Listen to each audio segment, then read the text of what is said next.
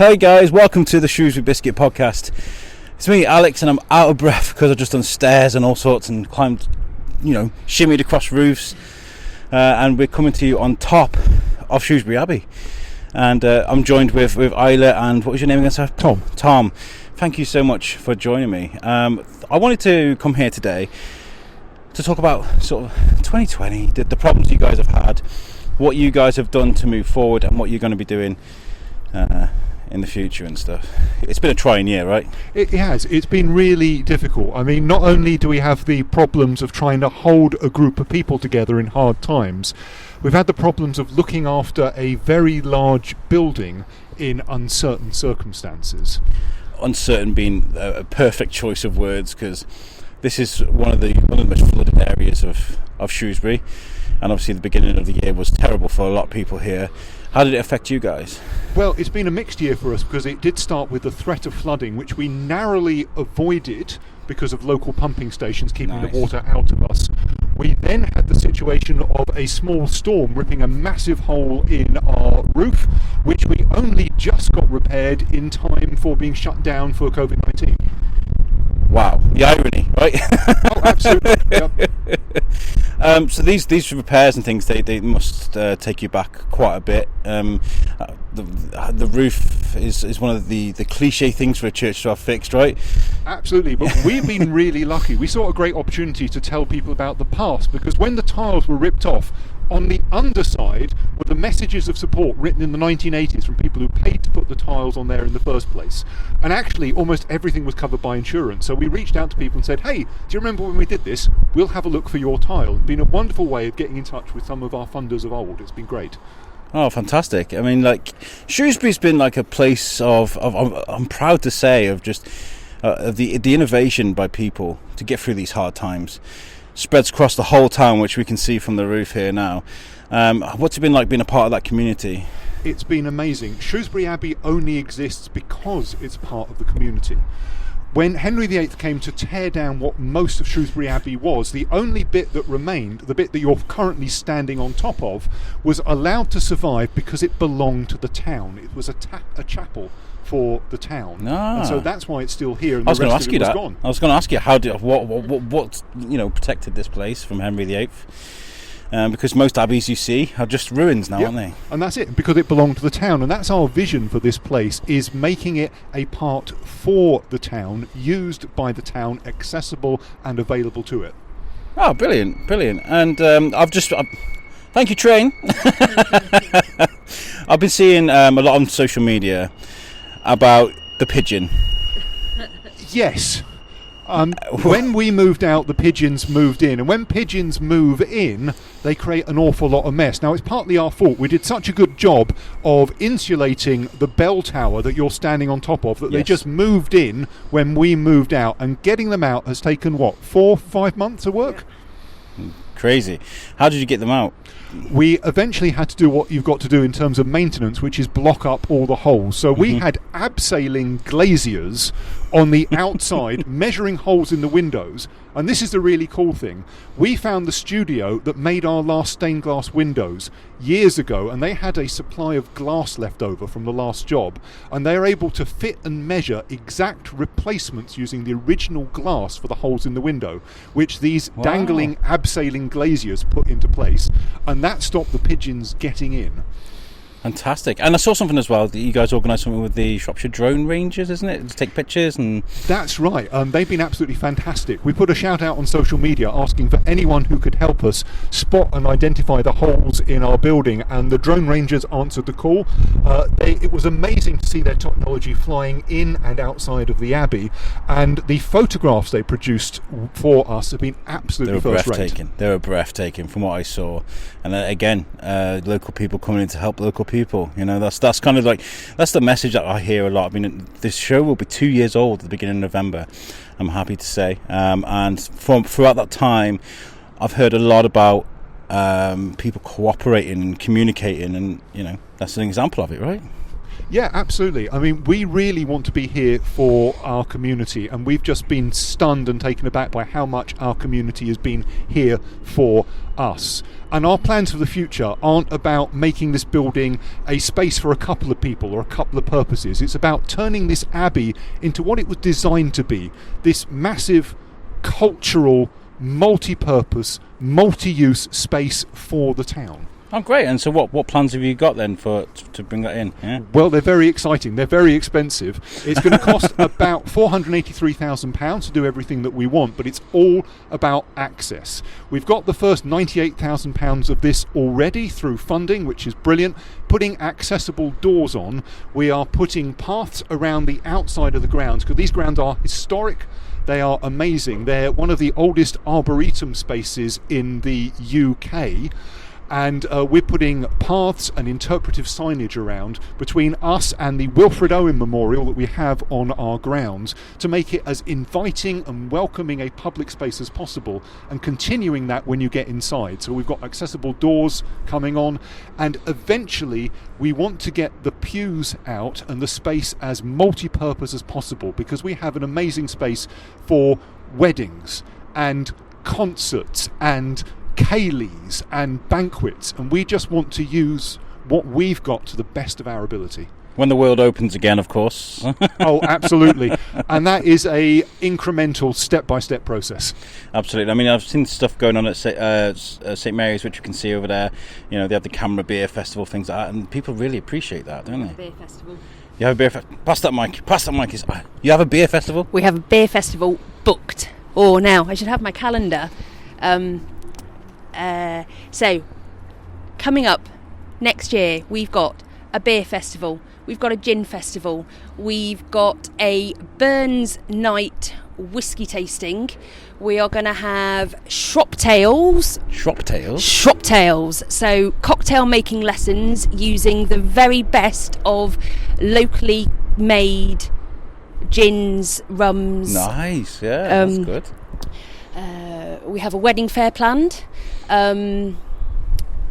We are hoping we can pull off a ceilidh. It's just we are changing how the space is used. You know, it has been a.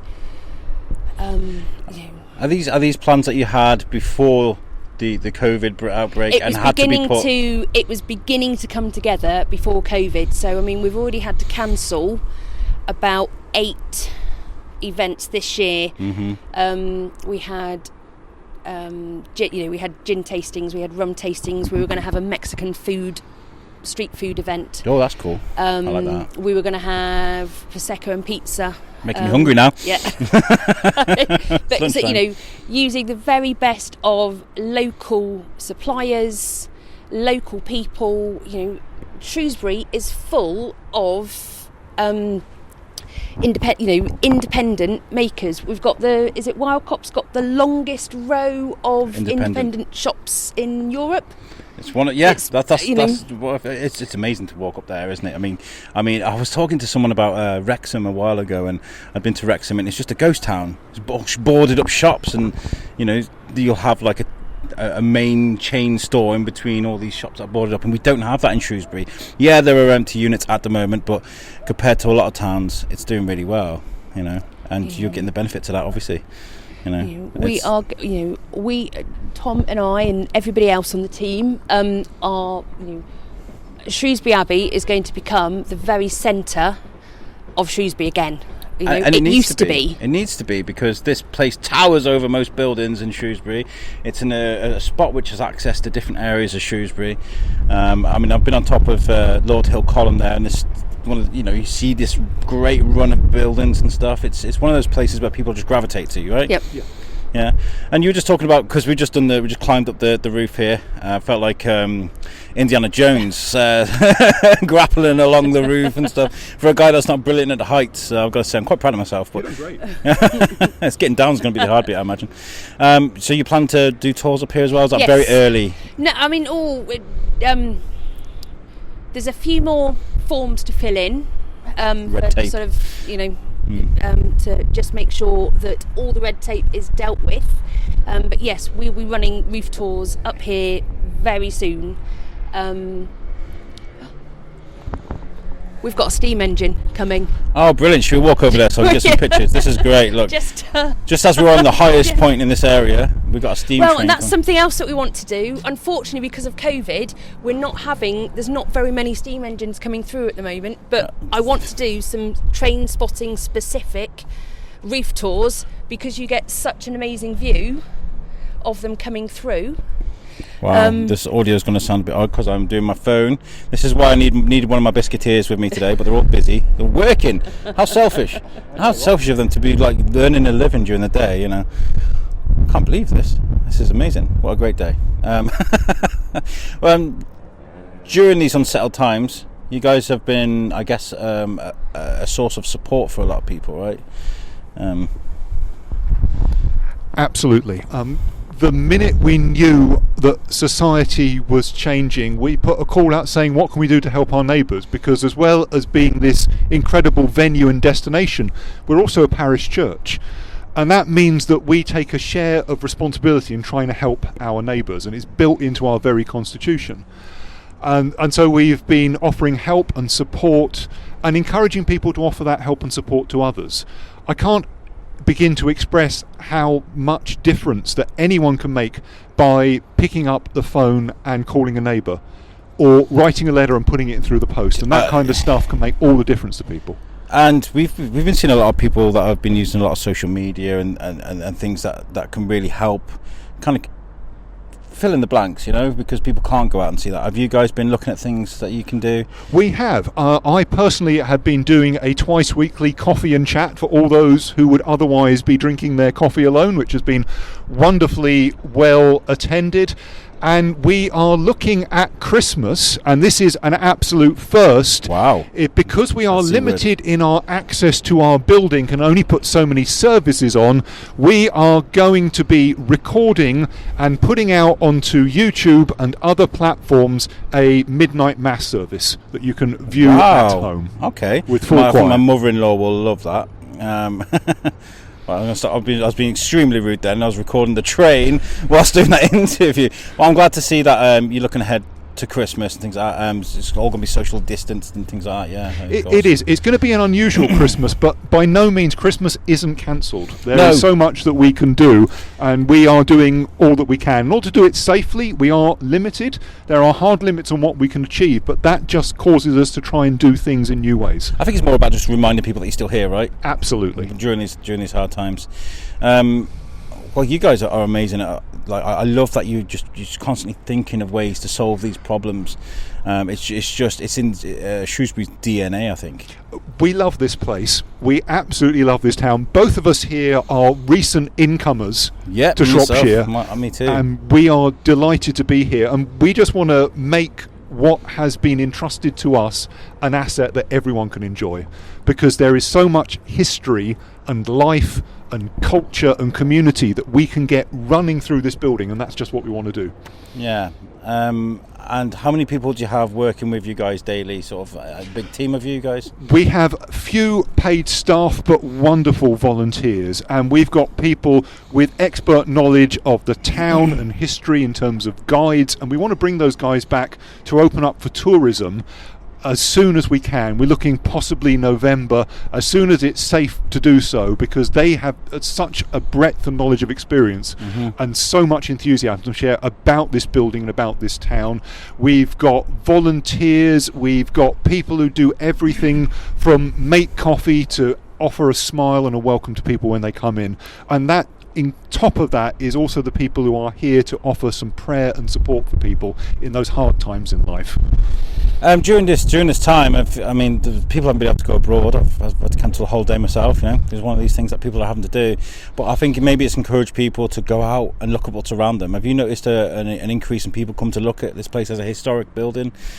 We've had lots of inquiries, actually, and that's been really good. And I think what is wonderful about this county is its breadth of history, which starts with the geological, mammoths and glaciers, and goes right up to the present day. And the Abbey cuts across such a large cross-section of that in terms of its history.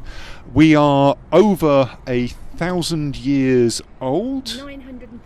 937 years old. So we've been here for a lot of the history, and there's a lot of history in our building that we can tell people about. There you go. Well, actually, just away from your feet, and unfortunately people can't see this, you were just standing on a piece of graffiti from 1647. Ooh. Just here. Wow, let's have a look at this then. This Just here, this is graffiti underneath your feet in the lead of the roof from 1647. Right next to it is something from 1999, and we've got almost everything in between. And that's the breadth of history we've got here. It's really exciting. graffiti is amazing. I remember the first time I saw really old graffiti. I think it was in Liverpool actually, in a really old building where there used to be a prison, and there were long engravings on, and that fascinated me because it's a step back in time, isn't it? And that's really elaborate graffiti, by the way. When I was a kid, it was Alex was here, Well, there are. I can't find them, but I was going through. I was going through a box of photographs last week, and they've all been they've all been beautifully noted and stuff.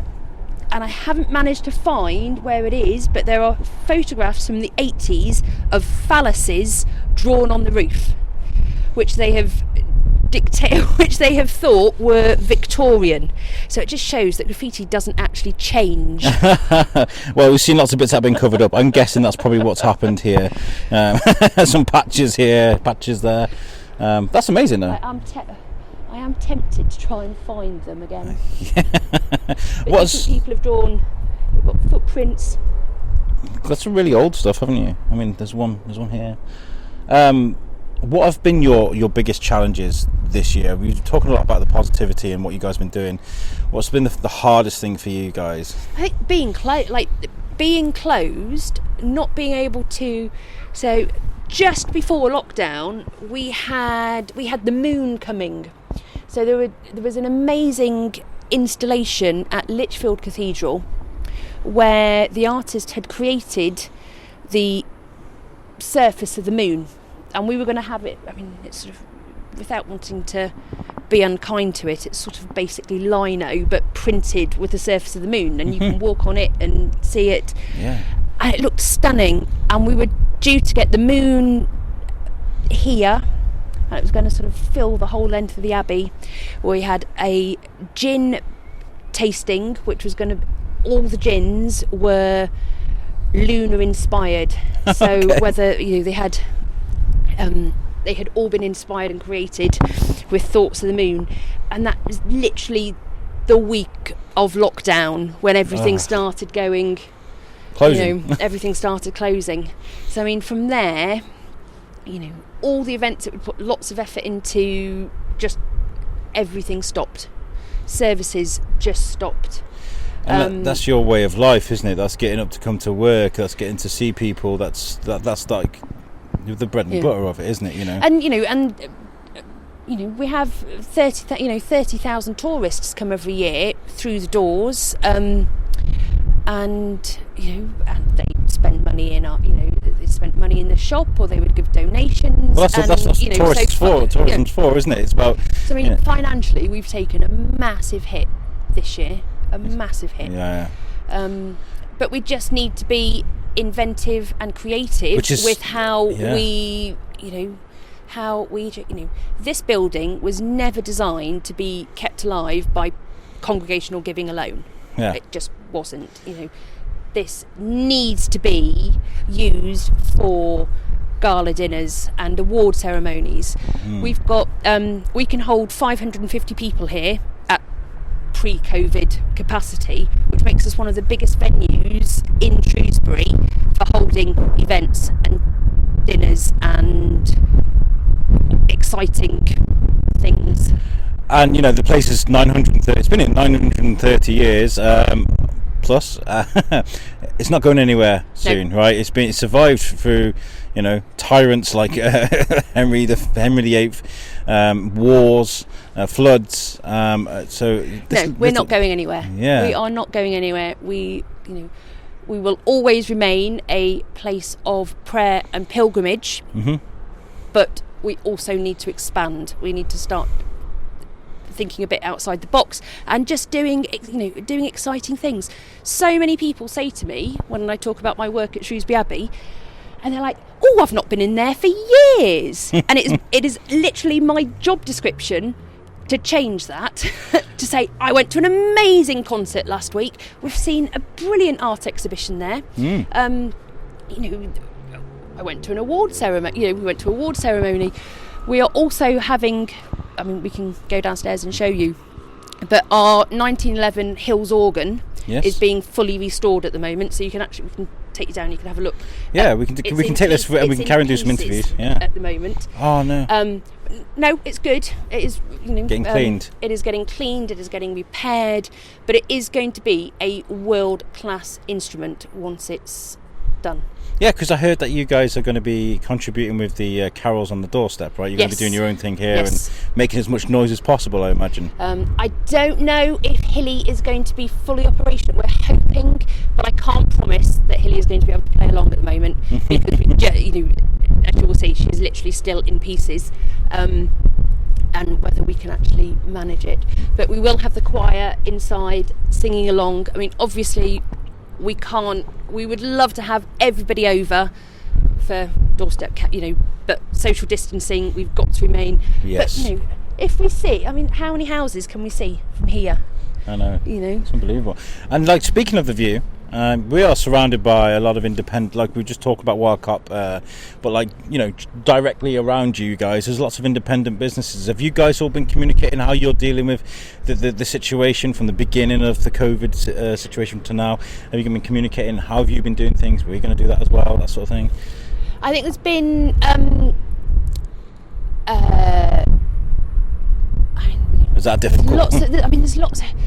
There's lots of time. We are very good friends with the Peach Tree. Yes. I like that place. It's cool. And we are looking at ways that the Peach Tree, that us and the Peach Tree can work together. Come up, have a rooftop tour here, go for afternoon tea there. Yeah. So we are, we're looking at doing things like that. Micro weddings. Well, that sounds familiar actually of what's been going on. Weddings. Because weddings now you can only have you can only have 15 people. 15. It's gone down. Wow. You can only have 15 That's people. That's a Vegas wedding, right? 15 people, but we are still we are still holding weddings. We can hold weddings in a COVID safe way.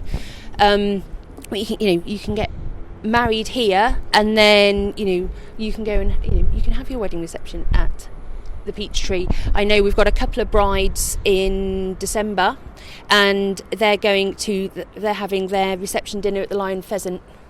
So get married here, and then you and your guests can literally just wander over the English Bridge. To be fair, what a time to get married. You don't have to fork out for 100 people, and you can just go to the pub afterwards. Or spend it on shoes. Yeah. There wasn't. You're not having to pay for 80. A meal for 80 people now. You really can have those Louboutins if you want. And this is the way we look at things, right? We can sit here and go, "Oh my God, I can only have 15 people at my wedding," but then you can go, "Oh my God, I only have to have 15 people at my wedding. That's not bad." Yeah, that's cool. Right, what we can do then is, if you don't mind, maybe we can go and have a look in the building and talk about what's going on, and we'll go and have a look at the organ. We're going to have a look at the organ. That'd be great. Thank you. Right. This is the end of part 1. Hey guys, this is part 2. We've just climbed from the roof down here. My legs are like jelly, but I've got to say, on the inside, I'm feeling quite happy with myself because I don't do heights, not at all. So to do that and to come down, I feel quite proud of myself. And then to come in here, I haven't been in here. I've got to admit, I haven't been in here for a good number of years. It was a funeral I came to, and I forgot how beautiful it was. I know you got the pictures from the drone majors. That was amazing, but to actually be in here and to feel it's actually quite nice. It's an amazing space with an amazing atmosphere, and we've got 2 things here. We have got a remarkable history, and we've got remarkable future potential. Yeah, what's the place here that draws a lot of attention? Where do people come to? The bit they look for, Well, I am going to hand over to a gentleman standing next to me who knows more about this building than I do, because it's part of his brief. All right. How's it going? Do you want to introduce yourself? Yeah. I'm Ashley Walpole. I'm the Heritage and Community Officer here at Shrewsbury Abbey. Okay. How long have you been working here doing this? So just a little over a year now. It'll be just a little over a year. Yeah. Brilliant. So, what is your job description and what your role? So there's two parts to the role. The first part is kind of building a relationship between the church and communities. Through use of schools, for example, inviting schools in and building that relationship, and other little companies and stuff as well. The second part is to show the history side of the Abbey, the heritage side, and to look at tourists and stuff like that. Yeah, because I reckon the two main reasons people would come into a building like this, one is to pray and to be, the religious aspect of what this place is, and then the historical thing. Yeah, people. Yeah, absolutely. Yeah. It's got a huge historical basis. Coming from Huddersfield up north, it's a very kind of 18th century kind of industrial kind of town, and coming here, whoa, so much stuff, so much like history. I felt exactly the same. I mean, Shrewsbury's just got a spell about it, hasn't it? It's something it does. that grips you. So what can you tell me about this place? What's when you started learning about this place, I guess, what was the bit that made you go, wow? The first thing you saw and you're like, oh my God, I get to work here. Okay, so First thing I saw, it was the windows. It was the Jesse window. Yeah, absolutely glorious. And just to kind of think and stand back and think, right, the first representation is Roger de Montgomery.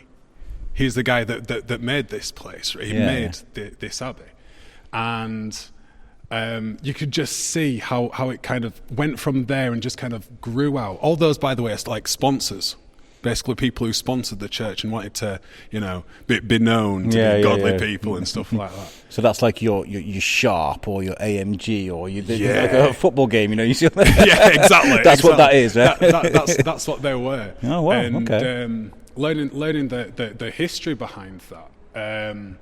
It was made in the 1300s, I believe. Wow. And then unfortunately it got destroyed. However, there's something really cool, right?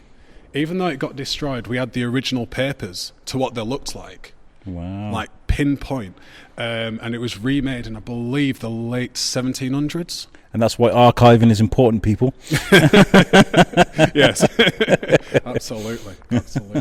It is quite striking. And I don't think I realised the significance of sort of stained glass windows until I learned a bit. I mean, we did the tour at St Mary's and I learned how old these windows are and how delicate as well, because obviously they had their window broken by some yob a while ago, and he was explaining how difficult it is to replace that glass. You know, absolutely. You guys have been doing a lot of cleaning and things lately, haven't you? Because you had a rogue pigeon in here. Invasion of the pigeons, yes. Yeah. Absolutely. Did that affect any of the windows? Did you have to get anybody in to clean any of the windows, or was it just the muck off the floor and stuff? I believe it was mainly floor work and woodwork and stuff like that. I believe the windows were mainly all right. There was one window that was out quite a while. It must have been a while back. A bit of a while back, and that's one way of how the pigeons were getting in. Unfortunately, Isla's just come back and we were talking about pigeons. It sounds like we've just done like half an hour podcast talking about pigeons. We haven't. You come back at the precise moment I brought it back up again. But yeah, so a nightmare for you guys. So what have you got planned that you guys are excited about in here? When we talked a little bit about upstairs, you're saying you're going to remove all these pews, and. Yes, we're going to remove all the pews. The diocese asked us to remove all the pews in 1987, I think. How come? Why pews are really a Victorian invention of keeping people in their place. I know we sort of always think, we think of churches and we think of pews, but actually pews are quite a new, in terms of history of the church. Yes. Quite a new thing. We're going to remove. Well, we are going to. What we're really going to do is change the pews. So we will be getting new pews, but they will be movable. Okay. They will also be stackable, which will make it much easier for us to. But like a gymnasium where the seats come out the wall, Yes. sort of thing. So it's, yeah. But I mean, the company that we've been speaking to, I mean, they are beautiful. They are elegant. They will work with the space. We're not just putting in some rubbishy chairs. Yeah. It will. There's a lot of thought going into it. It will be in keeping with a building like this. Because when you look at this place without the pews, it's massive. It's huge. massive. Our sort of for fire regs, we can have 550 people. That makes us one of the biggest venues in Shrewsbury. So why not use it for what we're saying up on the roof? Yeah. Get involved with the community. That's a lot of what you do, right? It's a great idea. So what are you going to do with these pews then? Are you going to sell them? Do you want to buy? Yeah, I mean, give you a good price on selling pews. I haven't got a house, never mind anywhere to put them at the moment. But no, we will be. They will be sold. People buy them. People will buy them. They want a part of Shrewsbury's history. They will buy them. Unfortunately, actually, underneath the pews is it's kind of it's not quite soil, but it's not. They stopped the these stones. Stones. Yeah. Don't, because it would be dead easy to just pick the pews up and move them, and then we could just sort of immediately put other seating in. But we have to take raw earth underneath them. Basically. I mean, it's kind of. I mean, I can show. We've got. Do you want to come and see it? Yeah, let's have a look. Oh, come on. So look, we're walking. We're on the move. This is Challenge Annika now. Right, and then you've got a step over the barrier. Yeah. We are walking. Hang on, I've got to find me. Okay. Right. So just because I was poking around the other day. There you go. So you can see. Oh wow! Okay. It's sort of Hard compacted sediment. stone, rubbly. But anyway, It's a floor that nobody's really looked after because there's got to be pews there. So that's why look after. So that's going to be a lot of work then for you guys to move these and then resurface the. Yes, it is. But we've got to do it. Yeah. We have to do it. This building has to become multiple. But I mean, also, pews aren't very friendly to the congregation either. They are difficult if you have, if you're in a wheelchair, if you have a buggy, Yes. if you even a walking stick or a walking frame. you can't get in and out of the pews. So when does this work begin then? The removing of the pews. Tying the Church of England down to dates on anything is quite difficult, as I am finding out. I'm going to say soon. Fantastic. Well, I'd love to offer the Shrewsbury Biscuit services with anything that you guys have got going on. I've been dying to speak to you guys for a while. I think we may have met briefly on the English Bridge. I think we bumped into each other and I was like... We got talking. Yeah, I think so. And it's just like one of those things that our show is so busy. I think we're releasing like 3 shows a week now. It's just unbelievable. But we would love to help you guys. When you want to come down for the beer festival, don't you? Yeah. It's all about community for me, and this show is all about bringing the community into we want to tell people what's going on. So if somebody's got an idea of something they want to do, get in touch. Yes. Get in touch. My email is marketing@shrewsburyabbey.com. That's dead easy. Or get in touch via Facebook. If you want, I was chatting to a carpenter yesterday, and he was saying how he'd really like to do some woodworking workshops. Yeah. Bring it on. We can organise it. We can do it here. We can use that space.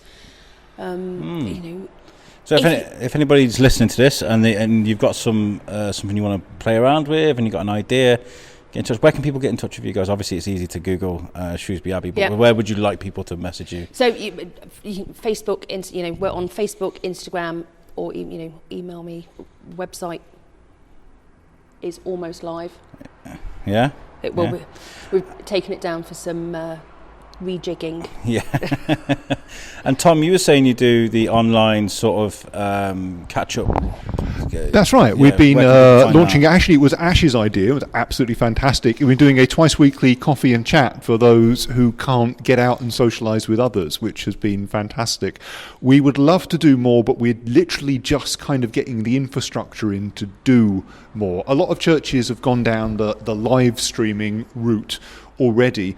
We found one of the best ways of reaching out community was phone calls and letters, but we have plans for the future. And as I said before, our Christmas Eve midnight mass service, which we are pre-recording and putting out on YouTube and other media, is going to be fantastic. First time we've ever done it. Going to look fantastic, going to sound fantastic, and because people can't come to us in those numbers on Christmas Eve, we want to come out to them. That's a brilliant idea. I've seen so many great things on social media and things. I've seen vicars squirting babies with water guns and stuff when they're being christened. Things like that, Keep doing what you're doing. Keep playing around with new ideas, because that's what people want to see. And do you know what? Actually, you might be doing the, excuse me, but the older generation a favour by bringing them onto things like Zoom and social media. You might actually be helping them, because I do believe that once you take that step, if it's scary to you, it can actually make your life a better place. That's right. I mean, technology does genuinely help keep us together. Yes. And providing an anchor and a way through, and a product that people want to access through social media might get another generation saying, hey, do you know what? Yes, I can see a service on Sunday, but I can also reach out and I can talk to my grandkids in Australia or do something similar. And so it's a gateway to positive things. You guys have been up. Thank you so much for today. You've been so accommodating, and we've broken the ice now. You're not getting rid of me, And I would love to encourage the listeners to come and have a look here. You saying you're going to book some tours in? You're going to start doing that again? We've got roof tours coming up. I'll let you know the date. And we've got the stories as well, which I made for the original Shrewsbury, or Shrewsbury's Open, as they call themselves now, which you can access. I would love to, because I want to look for 4 more locations to do stories, and I think the Abbey would be perfect. Because those days when you just want to go out and do something for free, maybe pack a packed lunch, jump on a train, come to Shrewsbury and learn about Shrewsbury's Abbey, and then go to Old St Chad's or go, the castle even. I think we get another 4 of them, and I think we should save a spot for you guys. Well, thank you, because we want to be open as soon as we can. Yes. We are getting in to retrain our fantastic guides and volunteers as soon as we have the infrastructure to do that. And we are open, and we are free, and we are here for people in Shrewsbury and beyond. So, thank you very much. Brilliant. Well, before we get out of here, guys, I want you guys to check out our website, which is www.theshrewsburybiscuitpodcast.co.uk, which is lovingly made for us by our friends at Web Orchard. They make a great website, and make sure you check that out. The audio, I'm always slow at putting my audio on there, but eventually the audio will all be on there. I think I've got 4 shows to put on there, but and I want to say a shout out to the Parade as well, which is where we normally record. The Parade shop's behind St Mary's. Make sure you check that place out. It's amazing. And a final thank you to Chris Goff from CGR, who is helping us become a CIC. We're going to become a CIC and do things properly at the Biscuit. So thank you to Chris. And then to you guys. Thank you so much. Thank you, guys. Catch you next time. Peace out.